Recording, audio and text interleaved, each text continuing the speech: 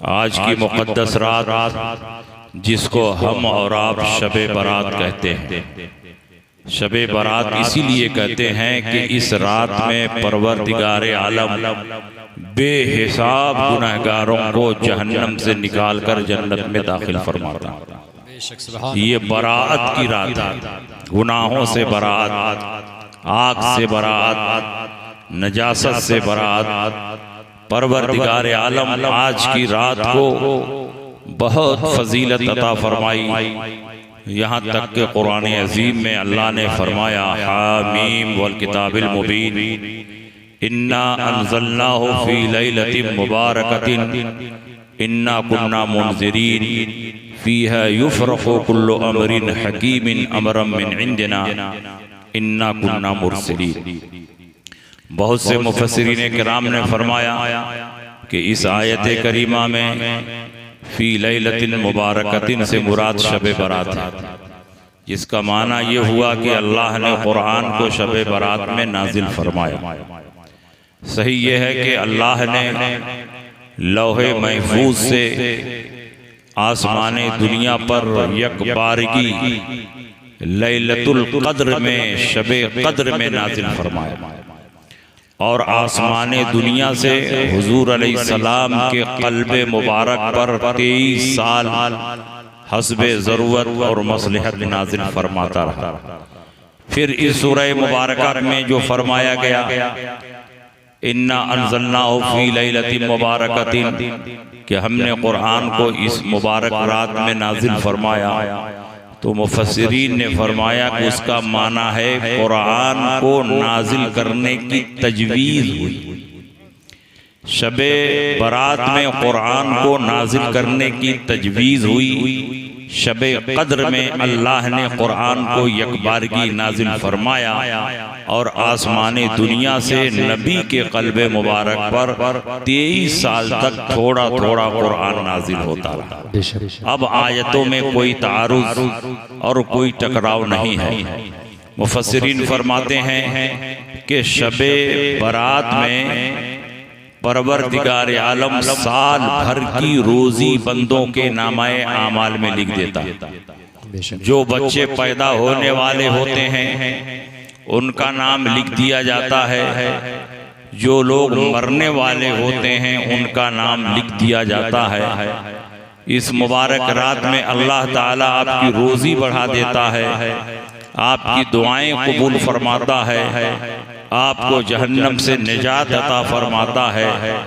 ये वो मुक़द्दस रात है कि इस रात का एहतिमाम खुद रसूल पाक ने किया। बहुत सारे लोग कहते हैं कि शबे बारात की कोई फजीलत वारिद नहीं है, लेकिन सिहाह सित्ता की हदीसें उठाकर देखें, हजरत आयशा सिद्दीका, हजरत अली और दूसरे बहुत से सहाबा से रिवायतें मनक़ूल हैं। हजरत आयशा सिद्दीका फरमाती हैं कि एक रात हुजूर सल्लल्लाहु अलैहि वसल्लम मेरे बिस्तर पर आराम फरमा थे। मेरे यहाँ ठहरने की बारी थी। अचानक रात को मैंने देखा कि हुजूर अलैहिस्सलाम बिस्तर पर मौजूद नहीं हैं।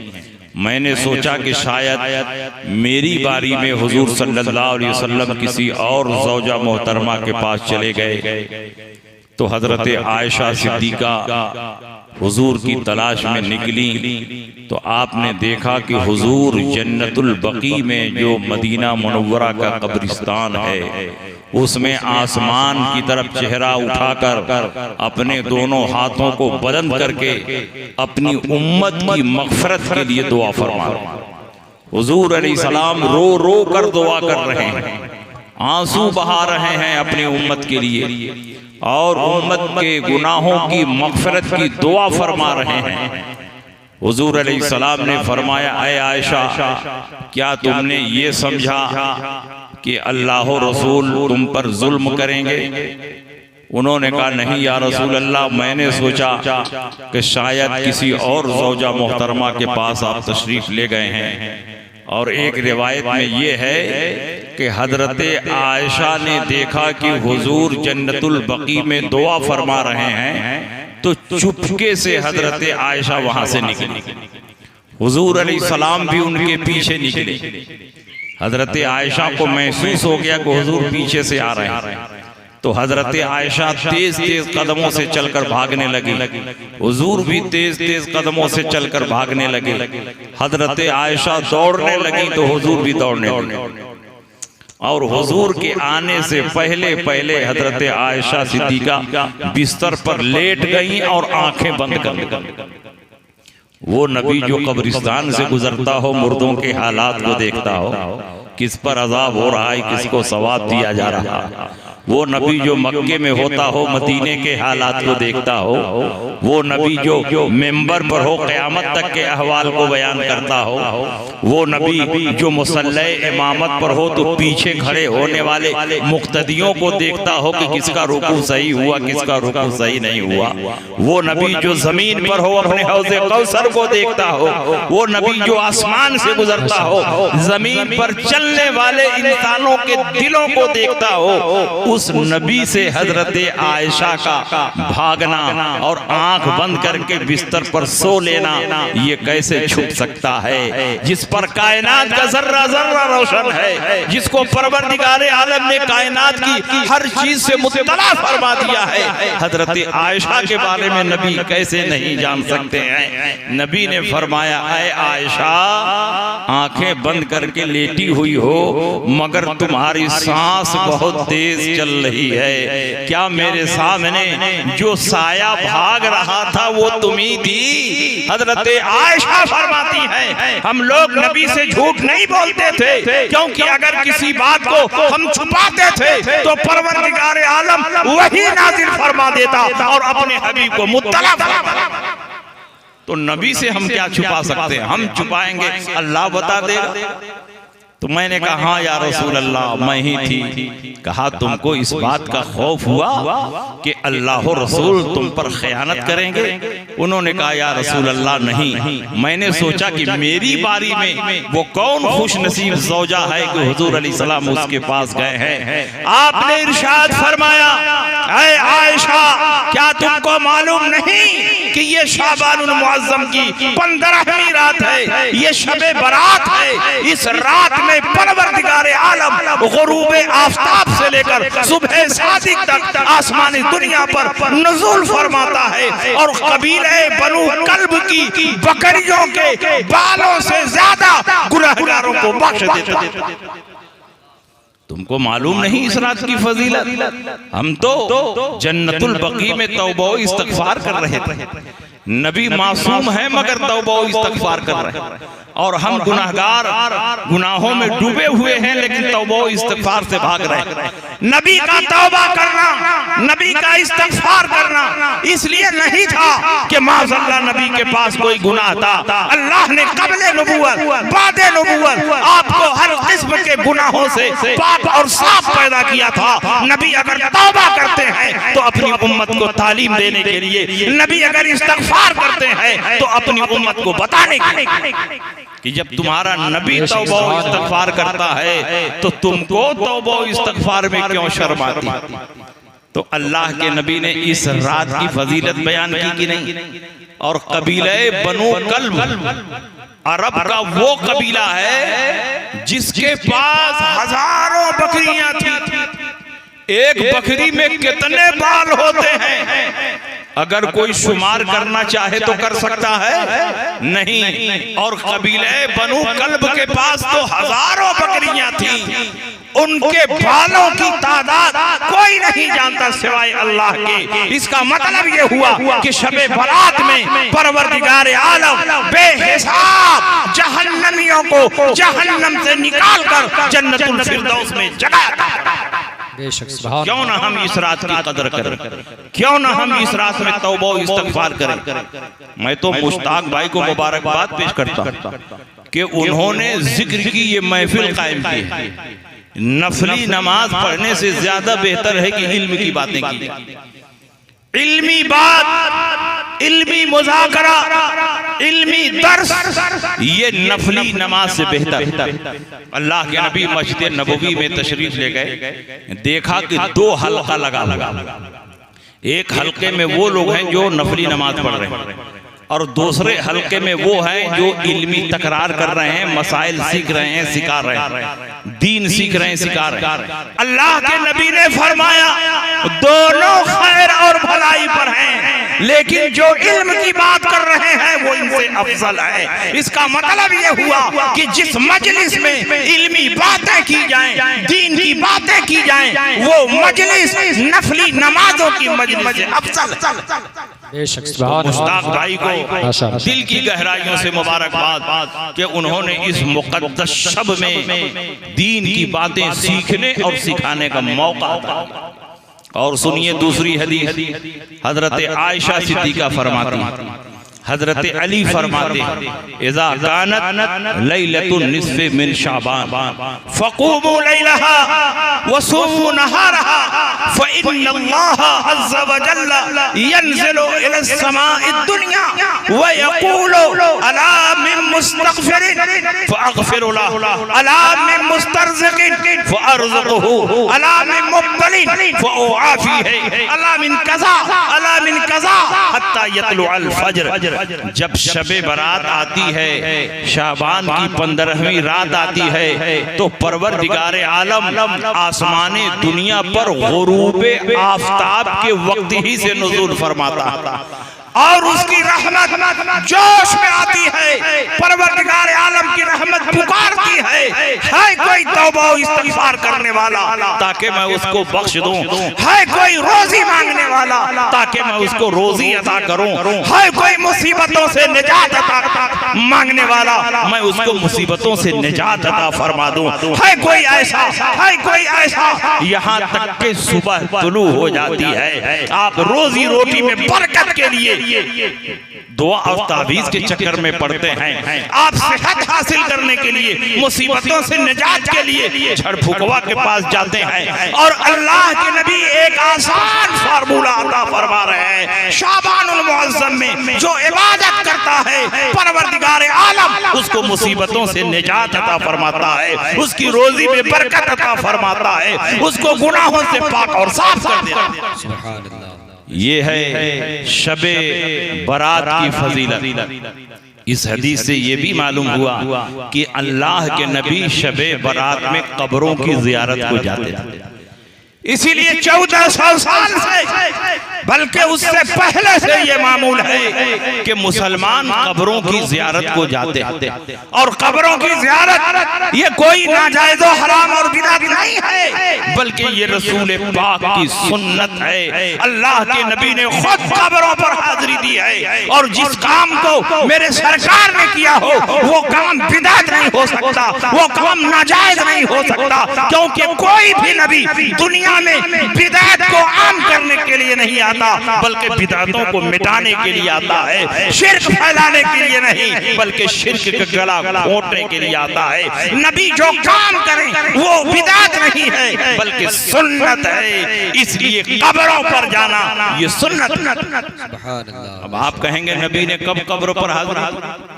नबी ने अपनी वालिदा मोहतरमा की कब्र पर हाजिर, नबी ने शुहदाए उहुद की कब्रों पर हाजिरी दी, सहाबा ने नबी की कब्र पर हाजिरी दी, शुहदाए उहुद की कब्रों पर हाजिरी दी और 1450 साल से कब्रों पर हाजिरी का ये नूरानी सिलसिला जारी है और सुबह क़यामत तक जारी रहेगा।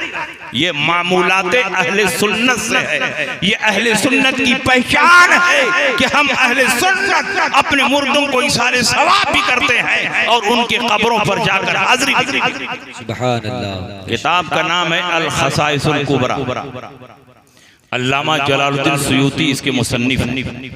वो फरमाते हैं कि अल्लाह के नबी एक मर्तबा सहाबा की फौज लेकर मकाम अबवा के पास से गुजर रहे। मकाम अबवा वो जगह है जहां सरकार की वालिदा मोहतरमा दफन और अल्लाह की ये मुकद्दस शहजादी, अल्लाह की ये मुकद्दस बंदी जिनको हम हजरत आमिना से ताबीर करते हैं, याद करते हैं। अल्लाह के नबी जब 6 साल के थे तो अल्लाह की ये मुकद्दस बंदी दुनिया से रुखसत हो गई। परवरदिगार आलम उनकी कब्र पर रहमतों अनवार की बरसात फरमाए। ये शहजादी इस्लाम इस हाल में दुनिया से जा रही है कि अल्लाह के नबी सैयद आलम सल्लल्लाहु अलैहि वसल्लम अभी अपनी उम्र के 6 साल में, और इस मुकद्दस शहजादी के बत्न में अभी हुजूर थे तो उनके वालिद साहब का विसाल। आप मदीना मुनव्वरा में मदफून हुए। जरा देखें कुदरत का फैसला कि अभी नबी पैदा नहीं हुए हैं कि बाप का साया सर से उठ गया, और नबी अभी 5-6 साल की उम्र में कदम रखते हैं कि वालिदा मोहतरमा मदीना मुनव्वरा से वापिस आते हुए मकाम अबवा पर बीमार पड़ जाते। नबी सिरहाने बैठे, हजरत उम्मे ऐमन भी साथ में हैं, क्योंकि नबी अकरम ने मदीना मुनव्वरा का सबसे पहला सफर अपनी माँ के साथ किया था। जब वापिस आए मकाम अबवा में आपकी वालिदा बीमार पड़ गई, जमीन पर लेटी, बार बार गशीदारी हो रही है, आप बेहोश हो रही हैं, और जब होश में आती हैं तो अपने बेटे के चेहरे को देखो, और नबी हैं कि टकटकी बांधकर अपनी माँ के चेहरे को देख रहे हैं। ये वही बच्चा है कि पैदा नहीं हुआ था कि बाप का साया सर से उठ गया, और अभी 6 साल की उम्र में कदम रखा है कि माँ जाकनी के आलम में है। लेकिन जब होश में आती हैं तो नबी की कैसी तारीफ करती हैं, बारकल्लाहु फीका मिन गुलामी व इन सहा मा बसरतु फिल मनामी फ अंत मबऊसुन इलल अनामी मिन इंद जिल जलाल वल इकराम। ऐ अल्लाह, तू इस बच्चे में बरकत नाज़िल फरमा। जो कुछ मैंने ख्वाब में देखा है अगर वो सच है, और यकीनन सच है, तो उसी बुनियाद पर मैं ऐलान करती हूँ कि ये बच्चा पूरी कायनात के लिए खुदाए जुल जलाल वल इकराम की तरफ से नबी और रसूल की हैसियत से आने वाला। नबी की माँ ने समझ लिया कि पूरी कायनात के लिए ये नबी बनकर आने वाले। आपकी वालिदा मोहतरमा का इंतकाल हो गया। आपकी वालिदा मोहतरमा को नबी की नबूवत वाला जमाना, जो ऐलान नबूवत के बाद जिसमें अहकाम की तबलीग होती है और नबी अपनी दावत फैलाते हैं, वो जमाना नहीं मिला। लेकिन एक वक्त आया कि अल्लाह के नबी ने अपनी माँ और बाप दोनों को अल्लाह के हुक्म से जिंदा किया, और उन्हें अपना कलमा पढ़ाया, और उनको सहाबियत के शरफ से मुशर्रफ फरमाया। वो लोग उस दौर में भी मुशरिक नहीं थे, उस दौर में मुवहिद थे, नबी की दावत उनको नहीं पहुंची थी, इसलिए नबी का कलमा नहीं पढ़ा। लेकिन जब नबी ने ऐलान नबूवत फरमाया तो अपने वालिदैन को जिंदा फरमाकर कलमा पढ़ाकर सहाबियत के शरफ से मुशर्रफ फरमाया। सुभान अल्लाह। तो जब नबी ऐलान नबूवत के बाद उसी मुकद्दस शहजादी इस्लाम की कब्र से गुजर रहे थे, हजरत आमिना की कब्र से गुजर रहे थे, तो माँ की याद दिल में तड़पाने लगी। माँ का चेहरा निगाहों के सामने आ गया। हुजूर अलैहिस्सलाम ने बचपन में जो कुछ देखा था, एक एक मंजर आपके निगाहों के सामने गर्दिश करने लगा। अल्लाह के नबी के कदम रुक गए, आगे नहीं बढ़ रहे हैं, क्योंकि माँ की मोहब्बत आपके पांव की जंजीर बन चुकी है। हुजूर अलैहिस्सलाम को माँ की याद कर पाती है, माँ का चेहरा निगाहों के सामने रक्स कर रहा है। हुजूर के दिल में ये चाहत पैदा हुई कि माँ की कब्र पर हाजिरी दी जाए। वो कौन बेटा होगा जो माँ की कब्र के पास से गुजर रहा हो और उसके दिल में यह ख्याल न पैदा हो कि माँ की कब्र पर हाजिरी दी जाए। नबी के दिल में चाहत पैदा हुई, और जो नबी की चाहत होती है वही रब की मशीयत होती है। खुदा की रजा चाहता है दो आलम, खुदा चाहता है रज़ाए मोहम्मद। जिब्रील अमीन बारगाह मुस्तफा में नाजिल हो गए, कहा या रसूल अल्लाह, आप अपनी वालिदा मोहतरमा की कब्र पर जाना चाहते हैं, तशरीफ ले चले, अल्लाह की तरफ से इजाजत। नारे तकबीर, नारे रिसालत, मसलके आला हजरत, जश्ने वैसे करनी, उलमाए अहले सुन्नत, नारे तकबीर, नारे रिसालत। तो हजरत जिब्रील अमीन के साथ हुजूर अलैहिस्सलाम माँ की कब्र पर पहुंचे। जिब्रील अमीन वहां पहुंचाकर सिदरतुल मुंतहा के लिए रुखसत हो गए। अल्लाह के नबी ने चाहा अपने दोनों हाथों को उठाए और अपनी माँ के लिए दुआ करें। हाथ उठाया नहीं था, हाथ उठाने का इरादा फरमाया था कि जिब्रील अमीन दोबारा नाजिल हो गए। कहा या रसूल अल्लाह, परवरदिगार आलम आपको हाथ उठाने की इजाजत नहीं देता। इसी रिवायत की बुनियाद पर कुछ लोग गुमराह हो गए और ये नतीजा निकाला कि नबी की वालिदा माज़ल्ला काफिरा और मुशरिका थी, इसलिए नबी को हाथ उठाने से रोक दिया। मगर ये इनकी जिहालत है। अगर नबी की वालिदा काफिरा और मुशरिका होती तो सिर्फ हाथ उठाने ही से नहीं रोका जाता, बल्कि उस कब्र पर जाने से भी रोक दिया जाता। क्योंकि मुशरिक के लिए अगर दुआ मांगना हराम है तो मुशरिक की कब्र पर हाजिरी देना भी हराम है। लेकिन कब्र पर जाने की इजाजत मिल रही है और दुआ मांगने की इजाजत नहीं मिल रही है। इसकी वजह क्या है? अल्लामा जलालुद्दीन सयूती ने इसका जवाब दिया, इमाम नववी ने शरह मुस्लिम में जवाब दिया, बड़े बड़े मुहद्दिसीन ने लिखा वजह यह है कि ये इस्लाम का इब्तिदाई दौर था। हर जहार जानिब सरकार के दुश्मन फैले हुए थे। मक्का का चप्पा चप्पा गोशा गोशा नबी के खून का प्यासा था। अगर नबी अपनी माँ की कब्र के पास खड़े होकर हाथ उठाते, दुआ मांगते, तो मुनाफिकीन ये प्रोपेगेंडा करते कि नबी की माँ उस वक्त बख्शी गई जब बेटे ने गिड़गिड़ा कर खुदा से दुआ की। अगर बेटे ने दुआ ना की होती, नबी की माँ की मग़फ़िरत ना होती, नबी की माँ की बख्शिश ना होती। परवरदिगार आलम ने फरमाया, ऐ नबी आपको हाथ उठाने की क्या जरूरत है? आपकी माँ तो बख्शाई है, और सिर्फ आपकी माँ नहीं, आपका नूर जिन जिन पेशानियों से होता हुआ आमिना तक पहुंचा है, वो सब के सब बख्शाए। सुभान अल्लाह। उनके लिए हाथ उठाने की कोई जरूरत ही नहीं है। अभी हाथ उठाएंगे और आपके खिलाफ प्रोपेगेंडा शुरू हो जाए। अल्लाह के नबी ने अपनी वालिदा मोहतरमा की कब्र पर हाजिरी दी, तो बताइए कब्रों पर जाना नबी की सुन्नत है कि नहीं है? और जब नबी का विसाल हो गया तो हुजरे आयशा में आपको दफन किया। अब हजरत आयशा सिद्दीका पाबंदी से नबी की कब्र पर हाजिरी दे रही है। हुजूर अलैहिस्सलाम के बाद सिद्दीक़ अकबर खलीफा हुए, 2 साल तक उमूर खिलाफत को अंजाम दिया।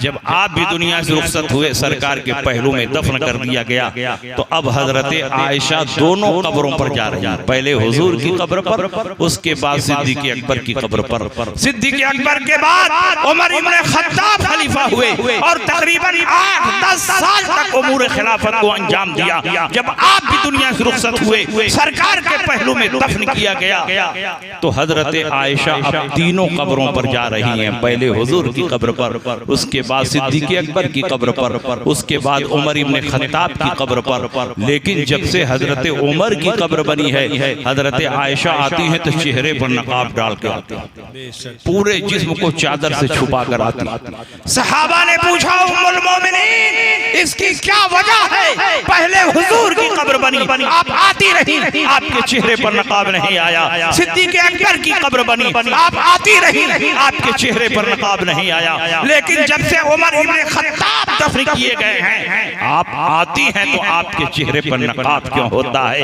हजरत आयशा सिद्दीका का जवाब सुनो और मसलके आला हजरत की हक़ानियत को माथे की निगाहों से देखो। हजरत आयशा फरमाती हैं, सबसे पहले हुजूर की कब्र बनी, हुजूर मेरे शौहर हैं, शौहर से कोई पर्दा नहीं होता। उसके बाद सिद्दीक़ अकबर की कब्र बनी, सिद्दीक़ अकबर मेरे बाप हैं और अपने बाप से भी कोई पर्दा नहीं होता। लेकिन जब से उमर इब्न खत्ताब की कब्र बनी है, अब मैं आती हूँ तो चेहरे पर नकाब डाल के आती हूँ। हया मिन उमर, उमर से शर्माने की वजह से, उमर से हया करने की वजह से। आपको अच्छी तरह मालूम है, औरतों का मिजाज जानते हैं, औरतें कम मर्दों से शर्माती हैं जब उनको ये एहसास हो कि कोई मर्द उनको देख रहा है। गोया हजरत आयशा सिद्दीका ने अपने इस अमल से दुनिया के मुसलमानों को बता दिया कि उमर अपनी कब्र में जिंदा है और आने वालों को देख रहे हैं। तो जब नबी का गुलाम अपनी कब्र में जिंदा है, तो नबी की जिंदगी पर मुनाजरा क्यों हो रहा है? नबी की जिंदगी पर मुबाहिसा क्यों हो रहा है? उसी अकीदे को आला हजरत ने दुनिया के सामने पेश किया।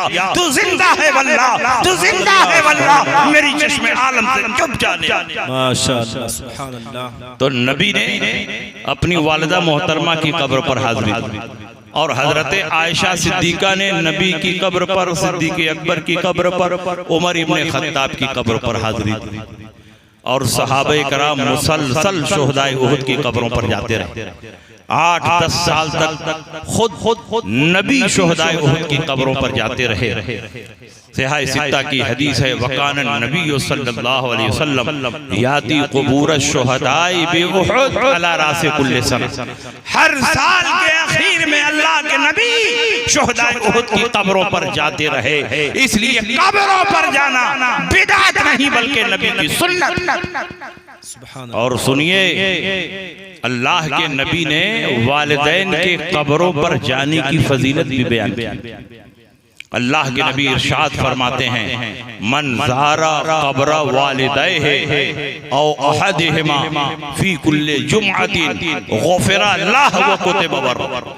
जो हर जुमा को अपने वालिदैन की कब्र पर जाता रहेगा, दोनों मर चुके हो तो दोनों की कब्र पर, एक मरे हो तो एक ही कब्र पर, जो हर जुमा को जाएगा परवरदिगार आलम के रजिस्टर में उसको बिदअती नहीं बल्कि नेकोकार लिखा जाएगा और उसके सारे गुनाह माफ कर दिए जाएंगे।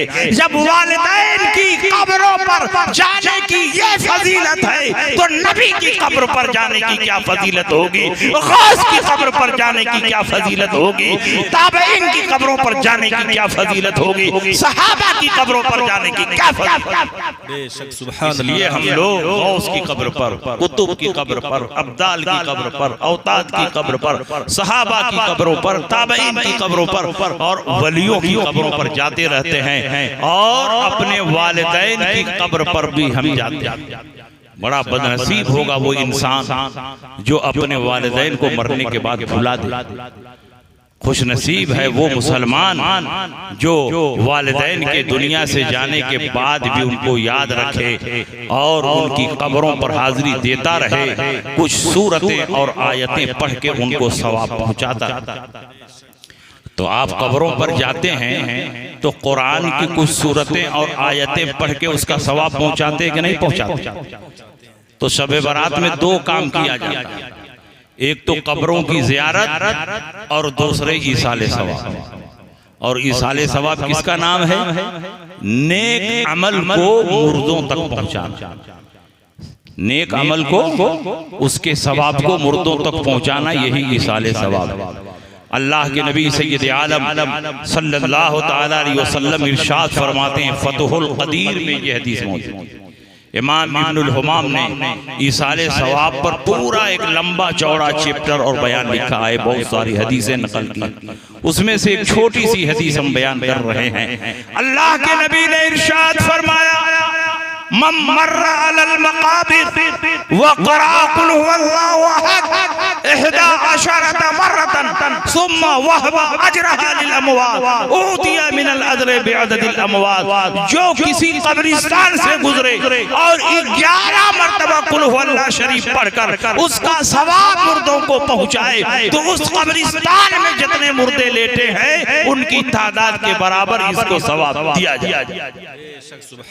कब्रिस्तान में कितने मुर्दे लेटे हैं आप गिन के बता सकते हैं? कितने जमाने से उसमें दफन चला आ रहा है, कितने जमाने तक चलता रहेगा, क़यामत तक कितने मुर्दे होंगे? मतलब बेहिसाब उसको सवाब दिया जाएगा। देखिए अमल कितना छोटा है और सवाब कितना ज्यादा। सिर्फ 11 मरतबा कुल हुवल्लाह शरीफ पढ़कर जो उसका सवाब मुर्दों को पहुंचाए तो उस कब्रिस्तान में जितने मुर्दे लेटे हैं उनकी तादाद के बराबर इसको सवाब दिया जाए। तो जब कब्रिस्तान जाएंगे तभी तो 11 मरतबा कुल हुवल्लाह शरीफ पढ़ के उसका सवाब पहुंचाएंगे। और दूसरी हदीस में अल्लाह के नबी फरमाते हैं कि जो कब्रिस्तान जाए और 1 मरतबा सूरह यासीन पढ़े तो उसमें जितने हुरूफ है उन हुरूफ की तादाद के बराबर इसको सवाब दिया जाए। सुभान अल्लाह। तो कितनी अजीम फजीलत है। और जब सवाब मुर्दों को पहुंचता है तो मुर्दों की रूह को बहुत खुशी आती है। अल्लाह के नबी इरशाद फरमाते हैं कि जब घर वाले अपने मुर्दों को सवाब पहुंचाते हैं तो जिब्रीले अमीन उसके सवाब को सोने की थाली में सजा कर ले जाते हैं। और उस मुर्दे के सिरहाने रखते हैं और उसको जगाकर फरमाते हैं कि देखो तुम्हारे बेटे ने तुम्हारे लिए तोहफा भेजा, तुम्हारी बीवी ने तुम्हारे लिए हदिया भेजा है, तुम्हारी बेटी ने तुम्हारे लिए सवाब पहुंचाया। तो वो मुर्दा बहुत खुश होता है, उसकी रूह बहुत मसरूर होती है और वो मारे खुशी के अगल बगल जो मुर्दे लेटे हैं उनको जगाता है और कहता है देखो देखो मेरे बेटे ने मेरे लिए हदिया भेजा है, मेरी बेटी ने मेरे लिए तोहफा भेजा है। और जिनके घर से कुछ नहीं जाता वो मुर्दे हसरतो यास के आलम में होते हैं, तड़प तड़प कर रहते हैं, ऐ काश हमारे बेटों ने भी हमको सवाब पहुंचाया होता, हमारी बेटियों ने भी सवाब पहुंचाया होता, हमारे घर वालों ने भी सवाब पहुंचाया होता। तो जैसे आज इसके रूह को खुशी हासिल हो रही है उसी तरह हमारी रूह को भी खुशी हासिल। तो आप अपने वालिदैन को, अपने दादा दादी को, अपने घर वालों को खुश रखना चाहते हैं कि नहीं रखना चाहते?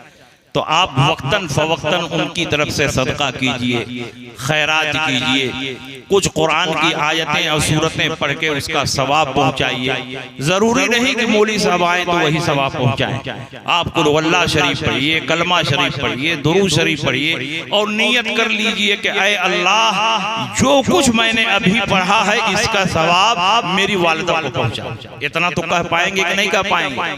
जो कुछ मैंने पढ़ा है ऐ अल्लाह इसका सवाब मेरे खानदान के तमाम मरहूमीन को पहुंचा दे, तमाम दुनिया के मुसलमानों को पहुंचा दे। तो सारी दुनिया के मुसलमानों को पहुंच जाएगा और आपके वालिदैन के सवाब में कोई कमी भी नहीं होगी। तो जब सबको बराबर पहुंच रहा है और आपके वालिदैन का हिस्सा कम नहीं हो रहा है तो क्यों वालिदैन ही को पहुंचाएंगे? सारी दुनिया के मुसलमानों को पहुंचाएं, तमाम वलियों को पहुंचाएं, तमाम सालिहीन को पहुंचाएं, तमाम बुजुर्गों को पहुंचाएं और अपने वालिदैन को भी खास तौर पर पहुंचाएं। तो ईसाले सवाब अहले सुन्नत की पहचान है, कब्रों की ज़ियारत अहले सुन्नत की पहचान है। और ये सिलसिला आला हजरत के जमाने से नहीं बल्कि रसूलुल्लाह के जमाने से चला। सुभान अल्लाह। और सुनिए अल्लाह के नबी सैयद आलम सल्लल्लाहु अलैहि वसल्लम की हदीसें ईसाले सवाब पर इतनी ज्यादा है कि अगर हम बयान करेंगे तो बात लंबी हो जाएगी। मैंने बताया ईसाले सवाब नाम जिंदों के नेक अमल का सवाब मुर्दों को पहुंचाए।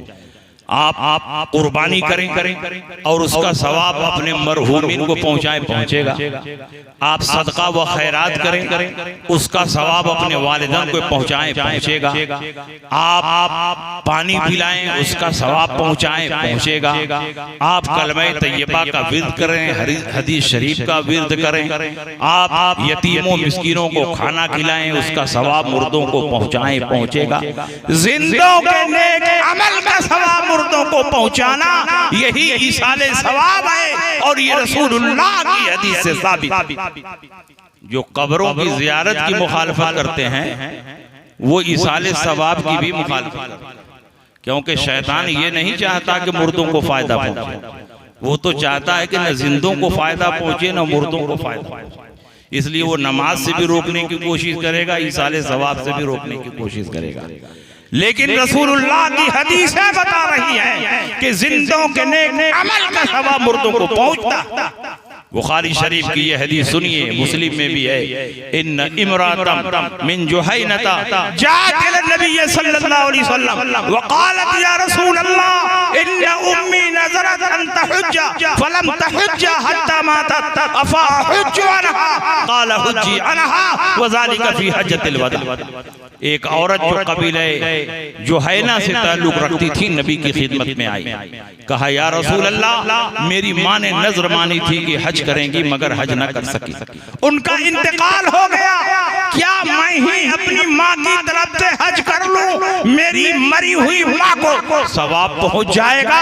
नबी ने फरमाया हुज्जी अनहा, उनकी तरफ से हज कर ले, उनको सवाब सवाब पहुंच जाएगा। दूसरी हदीस ये भी बुखारी और मुस्लिम में है, इन्ना इब्राता मिन खज़ाम जात इला नबी सल्लल्लाहु अलैहि वसल्लम व क़ालत या रसूल अल्लाह इन्ना फरीज़तल्लाहि अदरकत अबी शैखन कबीरन ला यस्बतु अला राहिला अफअहुज्जु अन्हु क़ाल हुज्जी अन्हु। एक औरत जो कबीले खज़ाम से ताल्लुक रखती थी नबी की खिदमत में आई, कहा या रसूल अल्लाह मेरे बाप बिल्कुल बूढ़े हो चुके थे, सवारी पर बैठने की ताकत नहीं थी, इसीलिए वो हज को ना जा सके और फिर उनका इंतकाल हो गया। क्या मैं ही उनकी तरफ से हज कर लूं, मेरे मरे हुए बाप को सवाब मिल जाएगा? नबी ने फरमाया हज कर ले सवाब मिल जाएगा। दोनों हदीस में गौर करो, पहली हदीस में हज लड़की कर रही है और सवाब उसकी मरी हुई माँ को मिल रहा है, दूसरी हदीस में हज लड़की कर रही है और सवाब उसके मरे हुए बाप को मिल रहा है। ये इस बात की दलील है कि जिंदों के नेक अमल का सवाब मुर्दों को पहुंचता।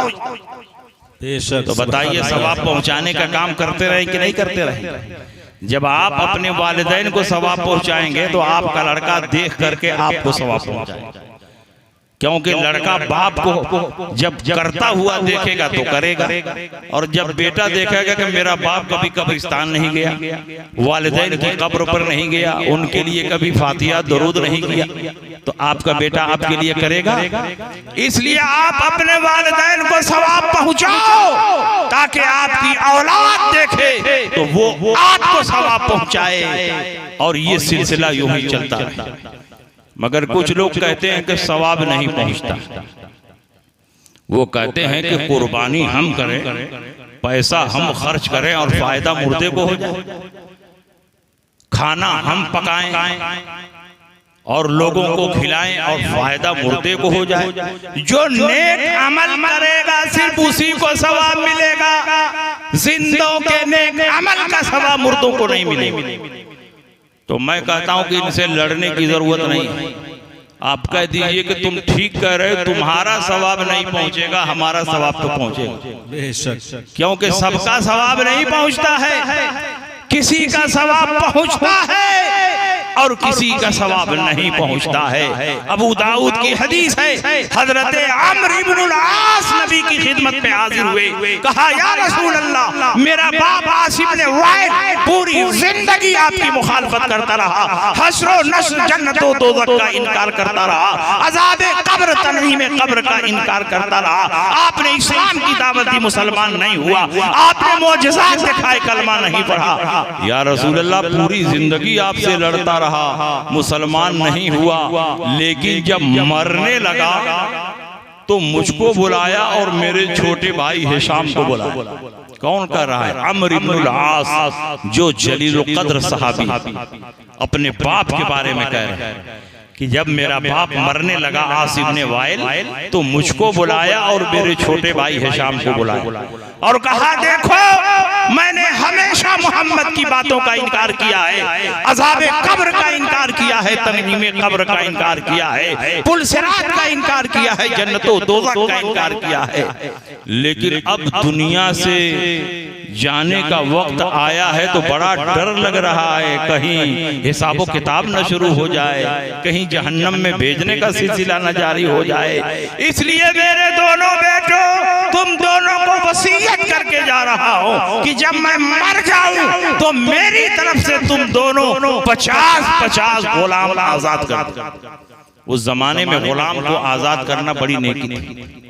दोनों बेटे 50-50 गुलाम आजाद करना, कहीं ऐसा ना हो कि मोहम्मद की बात वहां सच्ची साबित हो जाए। अगर मोहम्मद की बात सच्ची साबित हो गई तो बचने का क्या जरिया होगा? तो 50 गुलाम तुम आजाद कर दोगे तो उसी के जरिए मैं बच जाऊं। हजरत अम्र इब्नुल आस नबी की खिदमत में आए, कहा या रसूल अल्लाह मेरे बाप ने ऐसी वसीयत की है, मैं अपने बाप की वसीयत पर अमल करूं कि ना करूं, 50 गुलाम आजाद करूं कि ना करूं? अगर गुलाम आजाद कर दूं तो मेरे बाप को कुछ फायदा मिलेगा कि नहीं मिलेगा? तो नबी ने फरमाया, अबू दाऊद के अल्फाज हैं, लौ काना मुस्लिमन फातक़तुमन हो और तसद्दक़तुमन हो और हजजतुमन हो बलगहु ज़ालिक। अगर वो मुसलमान होता और तुम गुलाम आजाद करते तो उसको सवाब मिलता, अगर हज करते तो उसको सवाब मिलता, अगर सदका व खैरात करते तो उसको सवाब मिलता, अगर मुसलमान होता तो उसको सवाब मिलता। तेरा बाप तो मुसलमान ही नहीं था, इसलिए उसको सवाब नहीं मिलेगा। जो कहते हैं सवाब नहीं मिलता है वो ठीक कहते हैं। इनके मुर्दे ऐसे ही हैं कि उनको सवाब न मिले, इनके मुर्दे कठमुर्दा हैं इसलिए इनको सवाब नहीं मिल रहा है। हमारे मुर्दे नबी के इश्क में मरे हैं, नबी की मोहब्बत में मरे हैं, नबी की गुलामी का पट्टा अपने गले में डाल कर गए हैं। इनके सीनों में ईमान की रोशनी जगमगा रही है। जब हम अपने मुर्दों को सवाब पहुंचाएंगे तो सवाब पहुंचेगा। सवाब पहुंचता भी है और नहीं भी पहुंचता है, ये मुर्दे पर डिपेंड करता है कि मुर्दा कैसा है। मुर्दा मोमिन हो तो सवाब पहुंचेगा, मुर्दा काफिर हो तो सवाब नहीं पहुंचेगा। बेशक सुभान अल्लाह हक है। और इस हदीस से ये भी मालूम हो कि सवाब पहुंचने और पहुंचाने के लिए दोनों तरफ ईमान का कनेक्शन चाहिए। मुर्दा भी मुसलमान हो और सवाब पहुंचाने वाला भी मुसलमान। अगर दोनों में से एक मुसलमान है एक मुसलमान नहीं है तो सवाब नहीं पहुंचेगा। मिसाल के तौर पर मुर्दा मुसलमान है लेकिन सवाब पहुंचाने वाले अखिलेश यादव हैं तो सवाब पहुंचेगा? नहीं पहुंचेगा। और अगर मुर्दा काफिर हो सवाब पहुंचाने वाला मुसलमान तो भी सवाब नहीं पहुंचेगा और सवाब पहुंचाने वाले का ईमान भी खतरे में पहुंच जाएगा। दोनों तरफ ईमान का कनेक्शन चाहिए। मुर्दा भी मुसलमान, सवाब पहुंचाने वाला भी मुसलमान। जब दोनों तरफ ईमान का कनेक्शन होगा तो सवाब पहुंचेगा। तुम कहते हो सवाब नहीं पहुंचता है तो चेक करो गड़बड़ी कहाँ है। तुम्हारे मुर्दे में गड़बड़ी है कि खुद तुम्हारे अंदर गड़बड़ी है। हमारा सवाब तो पहुंच रहा है इसलिए कि हमारा मुर्दा भी मुसलमान, सवाब पहुंचाने वाला भी मुसलमान। जब दोनों तरफ ईमान का कनेक्शन होता है तो अल्लाह के फضل से सवाब पहुंचता। बेशक सुभान अल्लाह। बात समझ में आ रही है कि नहीं समझ में आ रही? लेकिन जब आप सवाब पहुंचाने लगेंगे तो ये कहेंगे कि आप लोग तो सामने खाना रख करके सवाब पहुंचाते हैं, सामने खाना रखने का कहां से? और आज शबे बारात में आपने हलवा रखा होगा कि नहीं रखा होगा? हलवा आपने बनाया, कलेजा इनका फटेगा। 11वीं 12वीं में पुलाव बिरयानी आप बनाएंगे और सांप इनके सर पे लौटेगा। अल्हम्दुलिल्लाह हम सुन्नी मुसलमानों का कोई अमल हदीस के खिलाफ नहीं। ये कहते हैं सामने खाना रखना कहाँ जाएगा? तो उसको बुखारी की हदीस में सुनिए। इस हदीस के रावी हजरत अनस इब्ने मालिक, नाम याद रहेगा, अनस इब्ने मालिक हुजूर के खादिम खास, 12 साल हुजूर की खिदमत में रहे। और आप बता रहे हैं कि 12 साल मैं नबी की खिदमत में रहा लेकिन जर्रा बराबर नबी की तरफ से मुझको कभी न कोई तकलीफ होगी न कभी परेशानी होगी। नबी ने कभी नहीं कहा कि ये तुमने क्यों नहीं किया। नबी ने कभी नहीं कहा यूं क्यों तुमने कर दिया। नबी ने कभी मुझको आर्डर नहीं दिया कि ये करो ये मत करो। बिल्कुल घर के फर्द की तरह मैं रहता।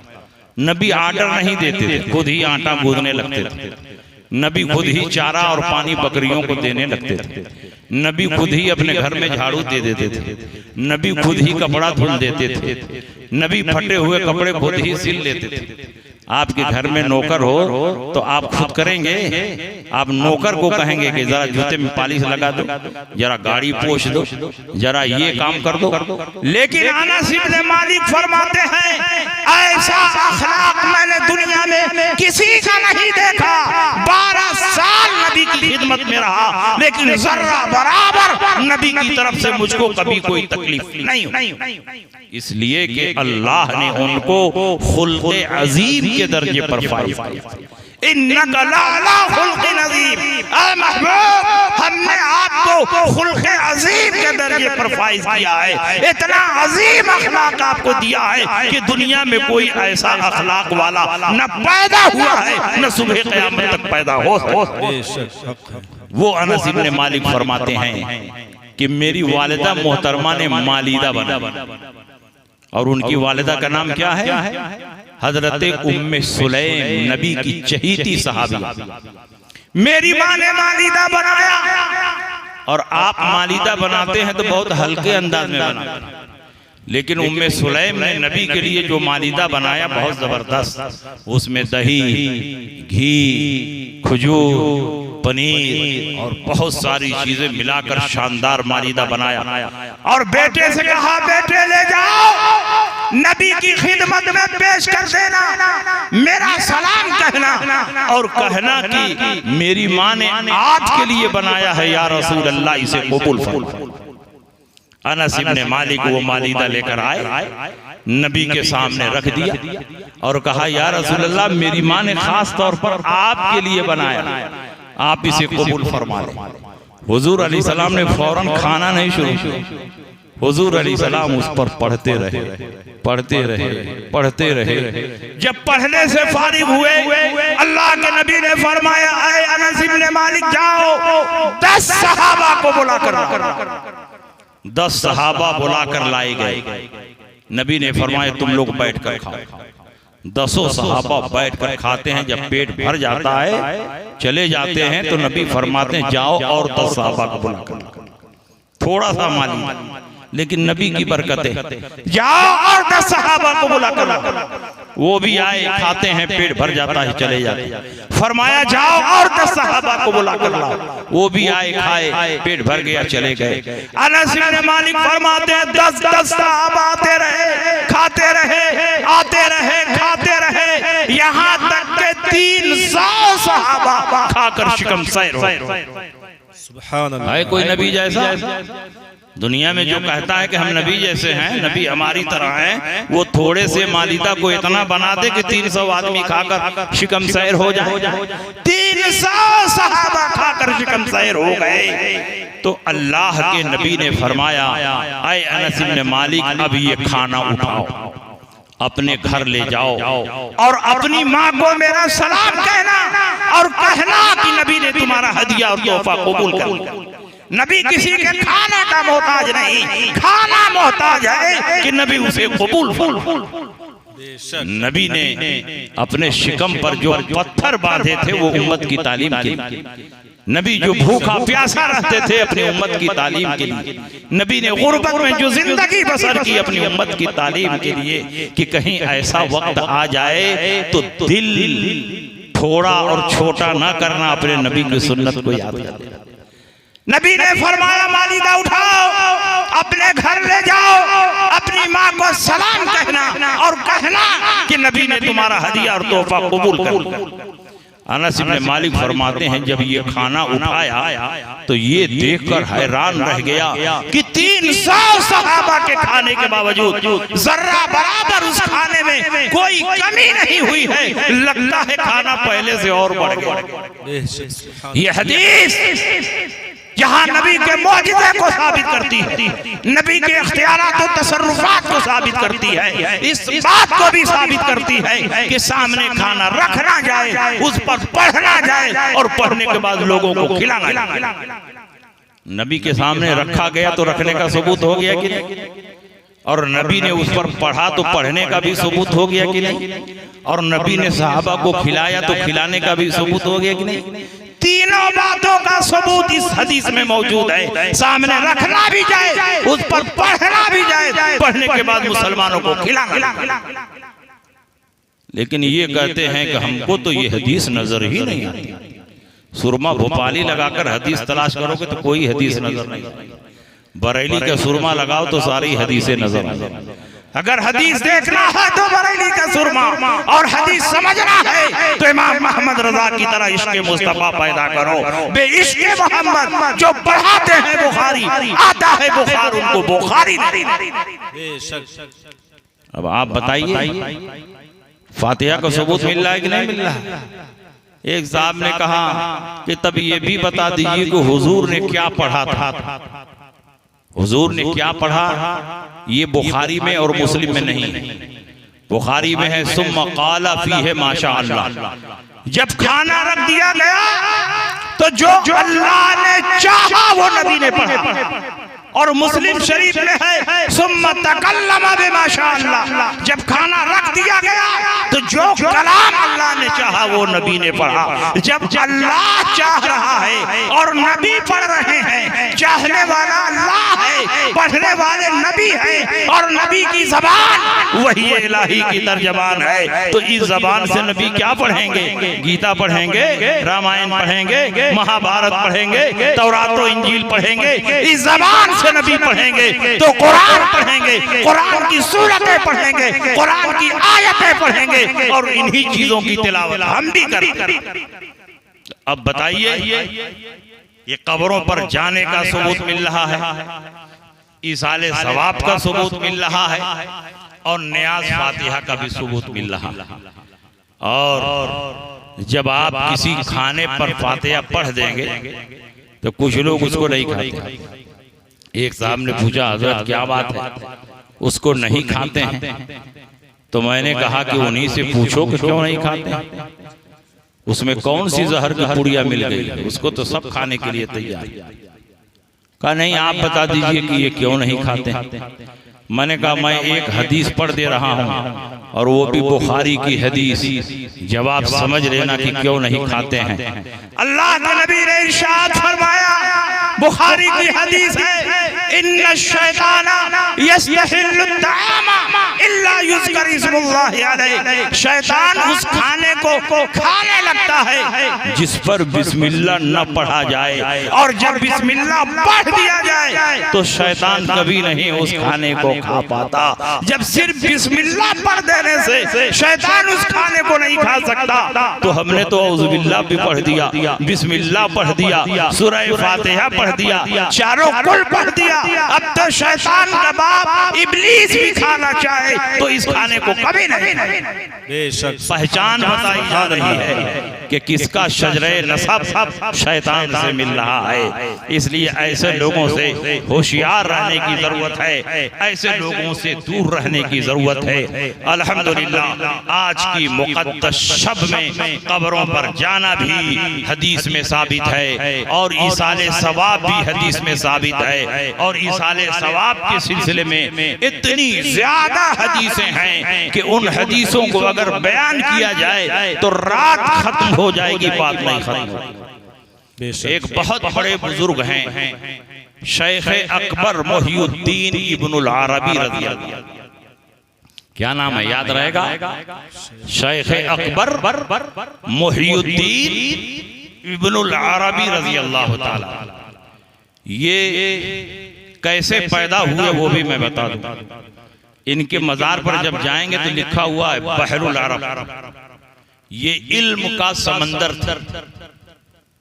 अरब में इतने जबरदस्त इल्म के मालिक थे कि उनके पाए का उनके जमाने में कोई इमाम नहीं था, और कश्फ के बेताज बादशाह थे।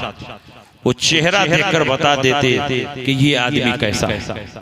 ख्वाब देखने वाला आपकी बारगाह में आता तो चेहरा देखकर बता देते कि इसका ख्वाब अच्छा है बुरा। और इतने बड़े इमाम, इतने बड़े आलिम कि उनको सिर्फ बहरुल अरब नहीं बहरुल इल्म इतने पाए के। उनके वालिद को कोई औलाद नहीं होती थी, उनके वालिद को कोई औलाद नहीं होती थी। गौसे पाक के जमाने के वो भी बुजुर्ग हैं, गौसे पाक की खिदमत में हाजिर हुए, कहा हुजूर औलाद से महरूम, और दिल में शदीद तड़प है कि कोई औलाद नरीना जिससे हमारी नस्ल आगे बढ़े। गौसे पाक ने आंखें बंद की, देखा, फरमाया कि तुम्हारी किस्मत में कोई औलाद नहीं। कहा कि हुजूर आप करम फरमा दें, अल्लाह के मुकद्दस बंदे हैं, मुकद्दस वली हैं, आपकी दुआ को परवरदिगार आलम रद्द नहीं फरमाएगा। तो शेख अकबर मोहिउद्दीन इब्नुल अरबी के वालिद सरकार गौसे पाक के मुआसिर सरकार गौसे पाक ने फरमाया कि तुम अपनी पीठ खोलो, तुम अपनी पीठ खोलो। और सरकार गौसे पाक ने भी अपनी पीठ खोली और सरकार गौसे पाक ने अपनी पीठ उनकी पीठ में रगड़ दी और कहा मैं अपनी औलाद में से एक औलाद तुम्हें अता करता हूँ। उसके बाद ये घर आए और आपकी ज़ौजा मोहतरमा चंद महीनों के बाद हामिला हुई और वो अजीम इमाम पैदा हुआ जो तसव्वुफ का ताजदार था, कश्फ का इमाम था, हदीस का इमाम था, फिक़्ह का इमाम था। और ये जो फाल निकालते हैं इसके इतने नक्शे उन्होंने बनाए हैं, इतने नक्शे बनाए हैं कि उनकी फाल गलत नहीं। ये बातिनी इमाम थे। तो शेख अकबर मोहिउद्दीन इब्नुल अरबी एक दस्तरखान पर बैठकर खाना खा रहे थे और एक नौजवान जो बहुत कम उम्र का था वो भी दस्तरखान पर बैठकर खाना खा रहा था। अचानक वो नौजवान रोने लगा, बिलख बिलख कर रोने लगा, फूट फूट कर रोने लगा। शेख अकबर मोहिउद्दीन इब्नुल अरबी ने पूछा कि ऐ नौजवान, अचानक तुम रो क्यों रहे हो? कहा मैंने कश्फ में देखा मेरी माँ आग के शोलों पर जल रही है। इस मंजर को देखने के बाद मुझे अपने आप पर काबू न रहा कि जिस माँ ने शफ़क़त और मोहब्बत के साथ मुझको पाला और मुझको खिलाया पिलाया और यहाँ तक पहुँचाया, मरने के बाद मेरी माँ कब्र की आग में जल रही है। तो हजरत शेख अकबर मोहिउद्दीन इब्नुल अरबी फरमाते हैं कि 1000 कलमे तैयबा पढ़कर मैं रखा हुआ था, किसी को बख्शा नहीं था। उसी वक्त मैंने दिल में नियत की, ऐ मेरे परवरदिगार, मैंने 1000 कलमे तैयबा जो पढ़कर रखा हुआ है उसका सवाब इस नौजवान की माँ को अता फरमा दे, उसको अज़ाबे कब्र से निजात अता फरमा दे। मैंने कुछ कहा नहीं, सिर्फ दिल में इरादा किया कि आए अल्लाह इस कलमे तैयबा का सवाब इसकी माँ को पहुंचा दे। तो देखता हूँ कि 1 ही मिनट के बाद वो नौजवान हंस रहा, मुस्कुरा रहा। मैंने पूछा कि अभी तो तुम रो रहे थे, अचानक हंसने क्यों लगे? कहा अभी अभी मैंने अपने माँ को देखा है कि मेरी माँ की कब्र में अब आग के अंगारे नहीं हैं, बल्कि हर तरफ फूल की पत्तियां बिखरी हुई हैं और मेरी माँ की कब्र को अल्लाह ने फूलों से गुलजार कर दिया है और अज़ाबे कब्र से निजात अता फरमा दिया है। शेख अकबर मोहिउद्दीन इब्नुल अरबी फरमाते हैं कि ईसाले सवाब की हदीस की सेहत को मैंने इसके कश्फ से जान लिया और इसके कश्फ को इस हदीस से जान लिया। इसका मतलब यह हुआ कि कोई बंदा मोमिन नेक अमल करके अपने मुर्दों को उसका सवाब पहुंचाए तो परवरदिगार आलम मुर्दों को सवाब अता फरमाता है और अज़ाबे कब्र से निजात की दुआ मांगे तो परवरदिगार आलम उसको अज़ाबे कब्र से निजात अता फरमाता है। तो आप अपने वालिदैन की कब्र को गुलो गुलजार देखना चाहते हैं तो अपनी वालिदा मोहतरमा के लिए इसाले सवाब करते रहे, सदका व खैरात करते रहे। और इस दौर में सबसे बेहतरीन सदका ये है कि मदारिस इस्लामिया की खिदमत करें, क्योंकि वहाँ दीनी तालीम हासिल करने वाले गरीब बच्चे पढ़ते हैं तो आपकी ज़कात भी अदा हो जाएगी, आपका सदका भी अदा हो जाएगा और उससे दीन की बहुत बड़ी खिदमत होगी, इल्मे दीन की इशाअत। आज देख ही रहे हैं कि हुकूमत किस तरह मदरसों के पीछे पड़ी हुई। हुकूमत नहीं चाहती है कि ये मदारिस चलें, हुकूमत हर तरह से मुश्किलात खड़ी करना चाहती है। ऐसे वक्त में मदरसा चलाना कोई आसान काम नहीं रह गया है, इसलिए हम मदरसों को बंद नहीं होने देंगे, इसलिए कि मदरसा बंद हो गए तो हमारा दीन तबाह हो जाएगा। हमारा मजहब तबाह हो जाएगा। दीन की बका मदारिस इस्लामिया के वजूद से है, क्योंकि जब मदरसा ही नहीं रहेगा तो आपको इमाम कहाँ से मिलेगा, आपको हाफिज कहाँ से मिलेगा, आपको कारी कहाँ से मिलेगा, आपको आलिम कहाँ से मिलेगा, आपका निकाह कौन पढ़ाएगा, आपका जनाजा कौन पढ़ाएगा, आपको फतवा कौन बताएगा। इसलिए मदारिस इस्लामिया का वजूद दीन की बका के लिए जरूरी। इसलिए आप मदारिस को जिंदा रखें, अपने अपने इलाके के मदरसों की खिदमत करें, उलमा की खिदमत करें, इमामों की खिदमत करें। इन्हीं बातों के साथ मैं आपके दरमियान से रुखसत हो रहा हूँ। व आखिर दावाना अनिल हम्दुलिल्लाहि रब्बिल आलमीन। अस्सलामु अलैकुम।